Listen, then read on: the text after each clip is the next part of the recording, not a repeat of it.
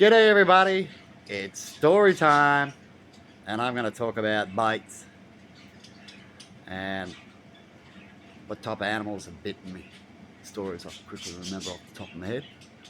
And we'll start off with birds, because I was just talking about birds, how hard they can bite. And you got our birds here that don't bite very hard, and then you got the cockies that can bite really hard, and then you got the galahs that can, should I say, you've got the cockies that can bite right through your finger, and then you got galahs that can bite really hard and make you draw blood. So there's certain birds, and then you got the little birds that don't do much at all. Pigeons, they just go peck peck. You don't feel them. But when I was a kid once, I went and stuck my finger in a cage with a cocky on a farm. My mum was dating a certain fella. We went out and visited his mum. Used to go out there a lot, and I used to play around in the shed and play with the old toys she used to have in there and stuff like that, and have nice good milkshakes out of pure cow's milk. Oh, it's good stuff. But I remember that. And it was the place where I remember whistling too. Learned to whistle because I didn't know how to whistle. The old lady there goes, "Go out there and keep doing it. There'll be something for you to do," because I was bored as this place. And so I ended up going out there until I ended up getting it. But anyway, at this same place, she used to have a nice strawberry patch I used to pluck out and play around with. And just near there, she had a cage with a cocky in it. And you're not meant to stick your finger in there. But being a kid, I'm like, all right, I'll stick my finger in there because it encourages him to come over because he tries to take your finger out, right? And then one time, I'm being a smarty, bonk, got my finger, wouldn't let go. I'm like that. And I was screaming and screaming. And he's going, "I got you a beauty, mate. What you gonna do now?" And I'm just screaming my head off. That's man. Come on, man. And then the old lady or someone come out. I can't remember exactly. I'm pretty sure it was the old lady. She come out and then she ends up opening the cage up, gets the bird off my finger. So that wasn't a good idea, but I definitely learnt my lesson not to be a little cheeky bum and stick my finger into a cage. And another incident I had, I used to have a lot of mice, and they end up getting pregnant a lot. And I used to sell some as a hobby, so you could say I breeded them as a hobby for a little bit, as they breed like rabbits, as people say. Breed like rats, man. Rats breed better than rabbits. But anyway, and I had a crazy mother rat once.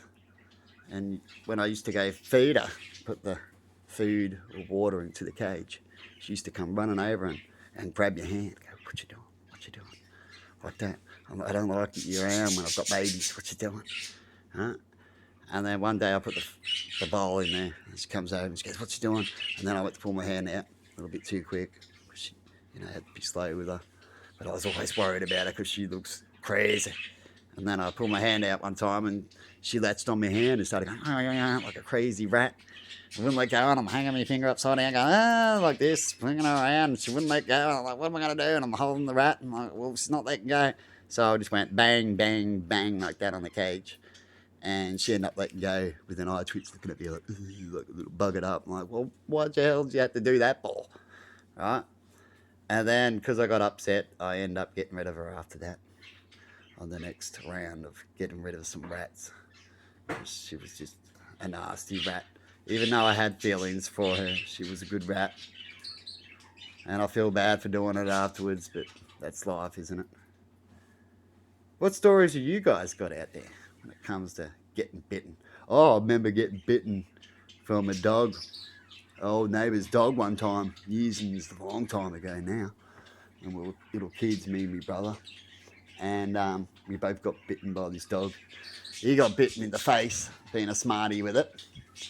I'll just leave it there at the moment. That's a whole nother story.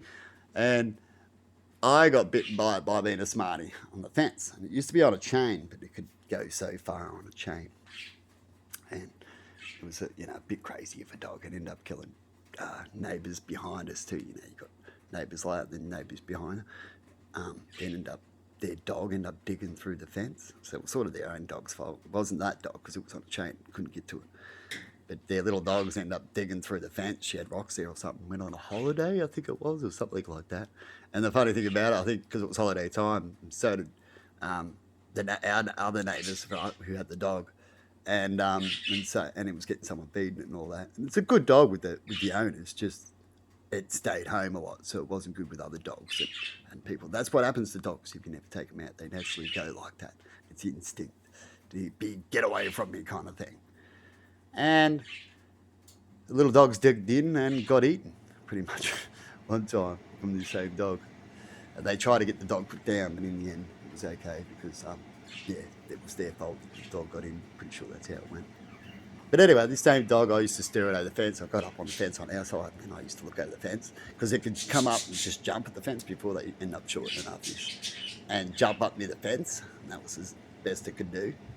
And so I got up the fence and stared at it, like looking over the fence, going, come on, what are you doing with that? Like that. And then lean back over the fence and go, lean back like that. Like that. And then I thought I can lean over because it's not jumping for a bit. And so I leaned over. And just as I leaned over, it went clunk and got me right on the chest. And then it even ripped me over the fence. And then went and got its anger out on me. And everyone yelled out, and I got it off me, I let go. And then I jumped back over the fence and went screaming inside like my brother did when he got mauled. And had a few puncture wounds in my chest. But it wasn't as bad as my brother. He ended up having puncture wounds in his face and bit him right on the face. Through his mouth and nearly pulled his eye out. So he got lucky with that. But anyway, you don't be stupid when you're a kid because things can happen. And in the end, whose fault is it? It's usually us, the humans, right? Even though we don't like to take the fault, but you should sometimes because animals are animals. They're a lower species than you. They think in a different way. And so you need to know their level. And if you want to play in their game and you get hurt, well, really, that's your fault, not the animals, okay? Anyway, bye-bye. And let me know in comments what happened to you when it comes to an animal. And was it your fault? Because when I see things and what I've been through, it's mostly the humans' fault. I'm not saying the animals, there ain't crazy animals out there, but they're usually crazy because of the life they've gone through. They go by instincts. They're not out there to have revenge or get people most of the time. It's not like that. Animals don't remember people, but you know what I mean, right? It's usually a human's fault by an animal's such its way, unless it's a wild animal in the bush. And then you know it's all its own instincts, and we know about those rules about animal instincts and what happens. Anyway, bye-bye. See yous.